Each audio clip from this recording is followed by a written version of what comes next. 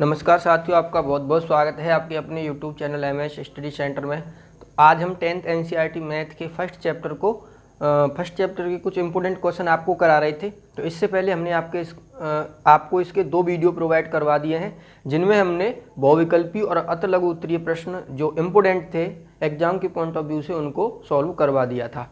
आज हम उन क्वेश्चनों को लेके आए हैं जो लगभग एग्जाम में इस चैप्टर से हर बार पूछा जाता है।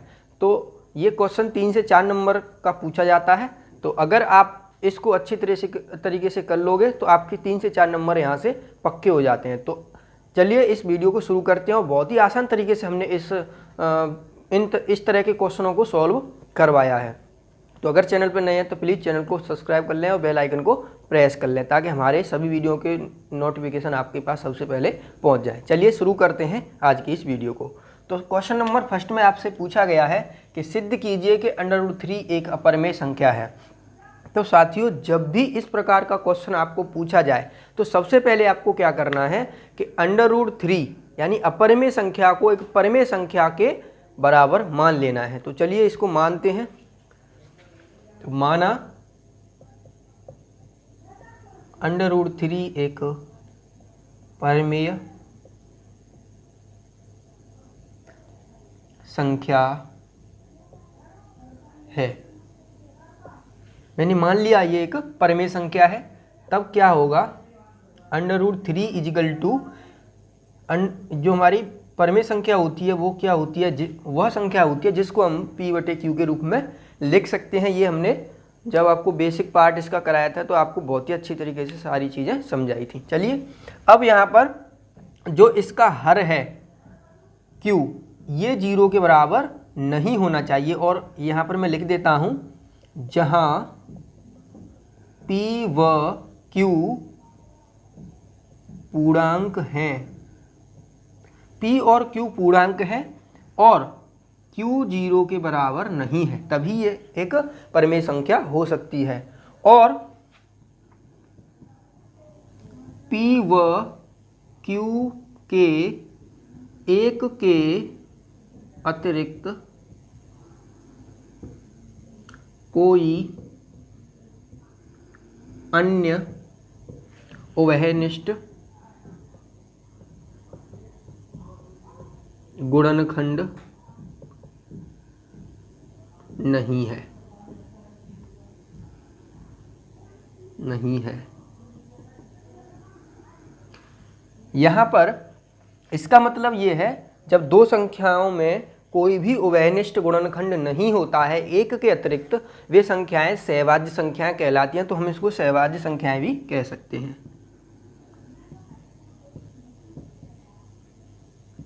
अब आप यहां पर देखिए, यहां पर ये मैंने मान लिया कि ये संख्या P/Q के रूप में है, मतलब ये एक परिमेय संख्या मैंने मान लिया है।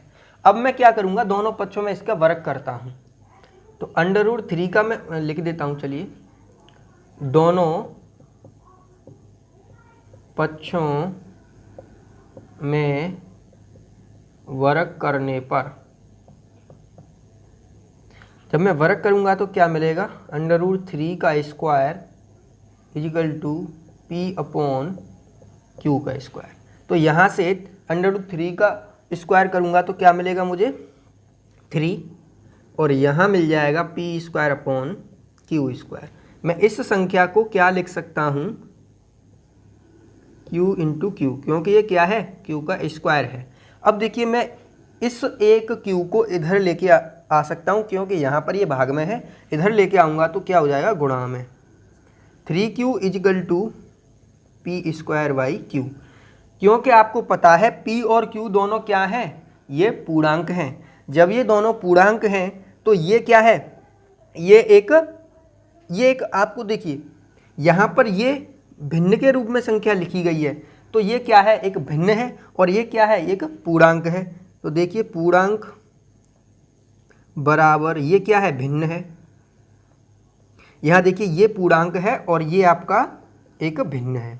तो आप जानते हो पूर्णांक क्या होता है, पूरा अंक, मतलब 1, 2, 3 ऐसे पूरा अंक होता है। और भिन्न कैसी होती है, 1/2, 3/2, ये ऐसा होता है। तो ये कभी भी एक दूसरे के बराबर नहीं हो सकते हैं। अतः यहाँ पर हम ये कह सकते हैं कि ये क्या है, ये एक दूसरे का विरोधाभास कर रहे हैं, ये असंभव है, यहाँ ये असंभव है। और ये असंभव है तब मैं ये कह सकता हूँ, तब √3 एक अपरिमेय संख्या है और यही मुझको प्रूव करना था। तो इस प्रकार बड़ी ही आसान तरीके से आप इस क्वेश्चन को सॉल्व कर सकते हैं। चलिए अब हम इससे अगला क्वेश्चन देखते हैं। तो क्वेश्चन नंबर 2 में आपको बोला है सिद्ध कीजिए कि 3 + √2 एक अपरिमेय संख्या है। यहाँ पर पहला क्वेश्चन जो आपको दिया गया था कुछ इस तरह का दिया गया था, अब इसमें 3 और जोड़ दिया है, तो कुछ नहीं है, ये उससे भी ज़्यादा सिंपल है। चलिए मैं इसको सॉल्व करता हूँ। तो सबसे पहले इस टाइप का अपरिमेय संख्या सिद्ध करने का कोई भी अगर क्वेश्चन आता है तो सबसे पहले आपको क्या करना है कि उसको एक परिमेय संख्या के बराबर मान लेना है। तो चलिए हम इसे सॉल्व करते हैं। तो आपको क्या करना है, माना 3 + √2 एक परिमेय संख्या है।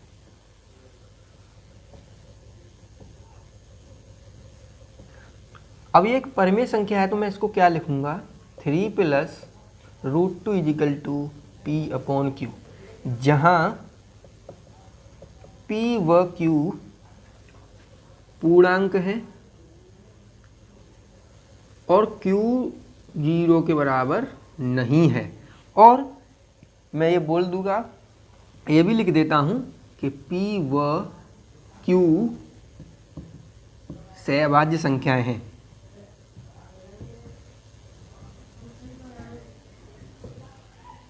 संख्या है, इसका मतलब क्या होता है कि इन दोनों के कोई भी उभयनिष्ठ गुणनखंड नहीं है।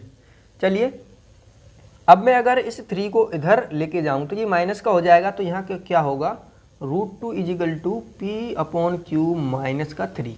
यहाँ पर इसको अगर मैं सॉल्व करूँगा तो इसका एलसीएम आ जाएगा q, और यहाँ q से डिवाइड करूँगा तो 1 टाइम, -1 से करूँगा तो q।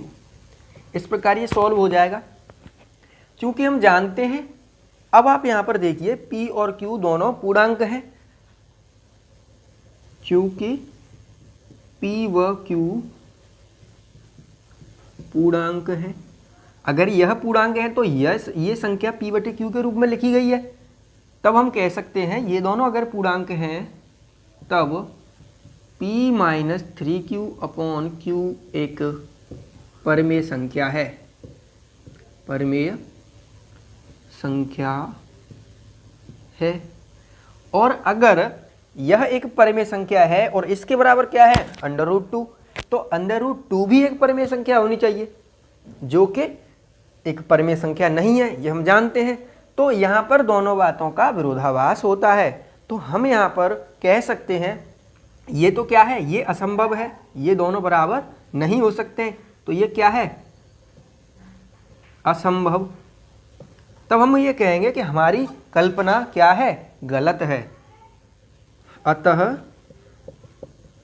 हमारी कल्पना गलत है।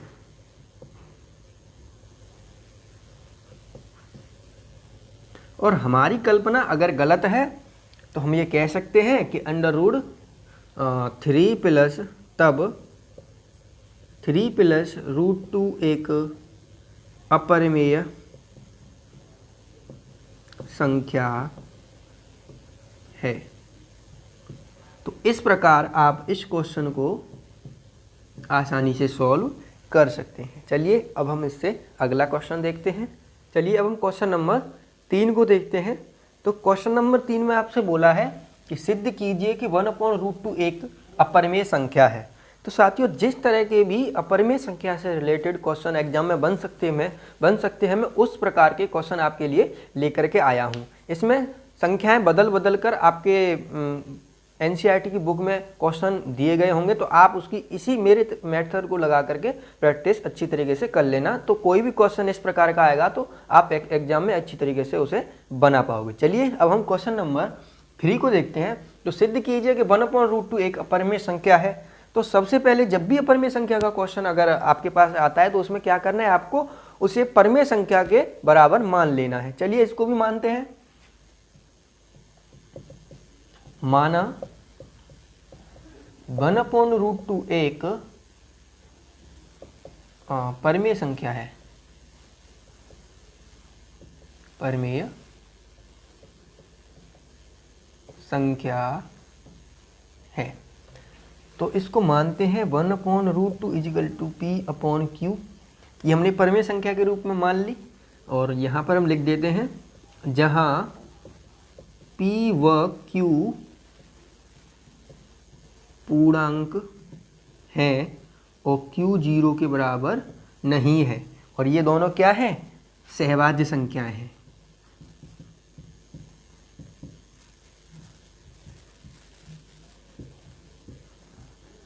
ठीक है, अब आपको क्या करना है, चलिए इसका गुणा यहाँ कर लीजिए इसको, तो ये क्या हो जाएगा, q बराबर p√2। तो यहाँ पर ये आपको q बराबर p√2 मिल गया। चलिए अब हम इसका दोनों पक्षों का वर्ग कर देते हैं। तो दोनों पक्षों का वर्ग करने पर, दोनों पक्षों का वर्ग करेंगे तो क्या मिलेगा, ये मिलेगा q² और यहाँ पर p का स्क्वायर p² और अंडर रूट का स्क्वायर करेंगे तो आपको 2 मिलेगा। यहाँ पर आप देखिए मैं इस p को p × p और 2 लिख सकता हूँ। अगर यहाँ से मैं p को इसके पास ले आऊँ, यहाँ इसके पास, तो ये मुझे क्या मिल जाएगा, q² p और यहाँ क्या मिलेगा 2p। अब आप यहाँ पर देखिए, चूंकि p और q पूर्णांक हैं, p व q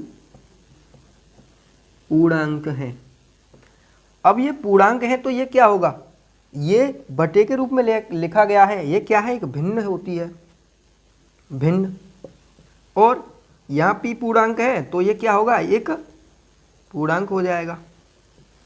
तो आप जानते हो कि पूर्णांक कभी भी भिन्न के बराबर नहीं हो सकता है। तो जो हमारी कल्पना थी, यहाँ पर हम लिखते हैं ये असंभव है, असंभव है। तो जो हमारी कल्पना थी वो असत्य साबित होती है। अतः हमारी कल्पना असत्य है, और हमारी कल्पना अगर असत्य है तब हम कह सकते हैं, तब 1/√2 एक अपरिमेय संख्या है।